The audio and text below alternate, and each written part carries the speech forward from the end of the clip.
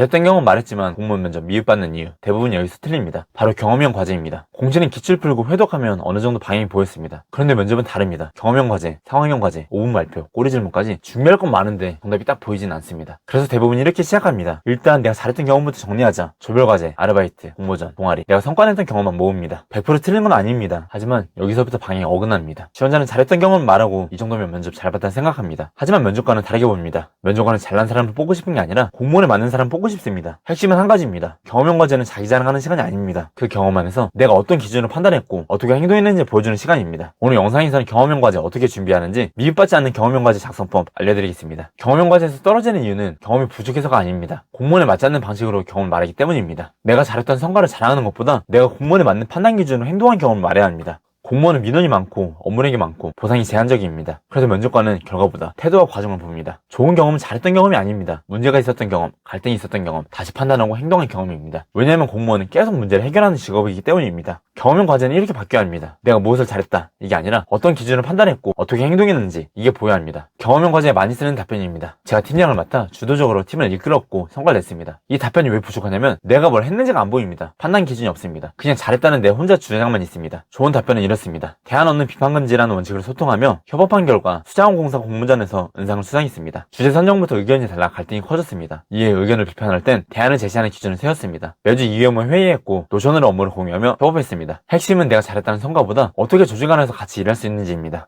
또 다른 사례입니다. 고령자 이동 편의 개선 공모전에 참여했지만 현실성이 부족하다는 이유로 탈락했습니다. 이후 부족한 부분을 보완해 다음 공모전에 참여했고 완성도를 높여 2위를 달성했습니다. 답변에 큰 문제는 없습니다. 하지만 평가할 부분이 없습니다. 왜 실패했는지 보이지 않고 어떻게 판단했는지도 없습니다. 무엇을 바꿨는지도 없습니다. 그래서 이렇게 바꿔야 합니다. 고령자 이동 편의 개선 공모전에 참여했지만 탈락했습니다. 버스에 승하차 보조 장치를 제안했지만 현장에 적용하기 어렵다는 피드백을 받았습니다. 이후 실제 버스 이용 노인 5명을 인터뷰해 현장의 문제를 파악했습니다. 보조 장치 부족보다 버스에서 빨리 내려야 한다는 압박 때문에 넘어지는 경우가 많다는 점을 알게 되었습니다. 이 기준으로 아이디어를 수정했고 최종 2위를 달성했습니다. 이 답변은 다릅니다. 실패가 보이고 판단이 보이고 행동이 보입니다. 이게 바로 공무원에 맞는 답변입니다. 경험형 과제는 내가 잘했던 성과 냈던 경험보다 내가 공무원에 맞는 사람에게 보이는 답변을 하셔야 합니다. 이 구조로 답변하시면 됩니다. 문제 상황, 원인, 판단 기준, 행동, 결과. 그리고 반드시 들어가야 하는 건 내가 왜 그렇게 판단했는지 내 기준이 보여야 합니다. 수업하다 보면 면접에 쓸 경험이 없습니다. 이런 말들 많이 하십니다. 하지만 내 경험의 크기는 중요하지 않습니다. 내가 어떤 기준으로 판단했는지 그게 공직과 어떻게 연결되는지 이게 더 중요합니다. 무슨 대단한 경험이 없어도 됩니다. 내가 입사해서 어떻게 공무원을 일할지 내가 공무원에 맞는 사람인 게 전달되기만 하면 됩니다.